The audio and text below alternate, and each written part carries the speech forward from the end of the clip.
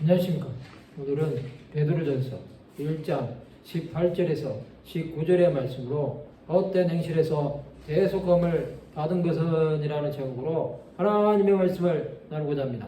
본 말씀은 너희가 알거니와 너희 조상이 물려준 헛된 행실에서 대속함을 받은 것은 은이나 금같이 없어질 것으로 된 것이 아니요 오직 흠없고 점없는 어린 양 같은 그리스도의 보배로운 피로 된 것이니라. 하나님은 믿는 자들이 율법에 속해서 죄에 매여서 사는 것을 원하지 않으십니다. 오늘은 헛된 행실에서 대속함을 받은 것에 대해서 생각해보는 시간을 가지고자 합니다. 헛된 행실에서 대속함을 받은 것의 의미는 첫 번째로 너희가 알거니와 너희 조상이 물려준 헛된 행실에서 대속함을 받은 것은 은이나 금같이 없어질 것으로 된 것이 아니요. 이것은 율법에 갇혀 살았던 모든 행실에 대해서 말하고 있습니다. 그것은 죄와 허물로 그리스도를 알지 못하고 죄 가운데 살았다는 것입니다. 또한 자신이 죄의 종노릇 하면서도 그 죄가 자신을 주장하도록 내어주었습니다. 그것은 철저히 사탄에게 붙잡혀 노예의 삶을 산 것을 말합니다. 그 헛된 행실은 육신의 정욕, 안목의 정욕, 이생의 자랑으로 세상의 것과 짝하며 삶으로 그리스도와 상관이 없는 삶을 살았다는 것입니다.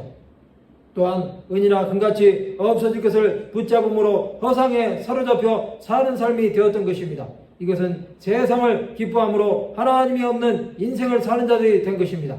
두 번째로 오직 흠없고 점없는 어린 양 같은 그리스도의 보배로운 피로 된 것이니라. 우리의 구원은 오직 예수 그리스도로 말미암아 된 것입니다. 이것은 전적인 하나님의 은혜입니다. 하나님께서는 그리스도의 보혈로 택하신 자들을 구원하신 것입니다. 우리는 오직 예수 그리스도를 붙잡고 살아야 합니다. 그리스도의 보혈은 많은 자들을 살리는 능력이 있습니다. 그 능력으로 수많은 자들이 살아나고 새롭게 되는 것입니다.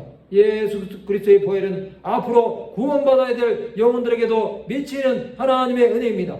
믿는 자들은 이것을 바라보고 나가야 합니다. 예수 그리스도의 구원하심은 엄청난 대가를 치르심으로 완성된 것입니다. 십자가에서 흘리신 그 보혈은 인류의 모든 죄와 허물을 용서하시기에 충분했던 것입니다. 우리는 헛된 행실에서 구속받았음을 믿어야 합니다. 그것은 하나님과 사람 사이에 막힌담을 헐어버린 사건이었습니다. 예수께서는 죄 가운데 있는 영혼들에게 하나님의 자비하심을 십자가의 대속으로 보여주신 것입니다.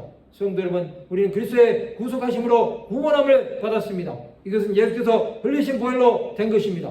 우리는 이제 더 이상 헛된 행실로 살아서는 안 됩니다. 또한 세상에 그것에 대한 마음을 두어서도 안 됩니다.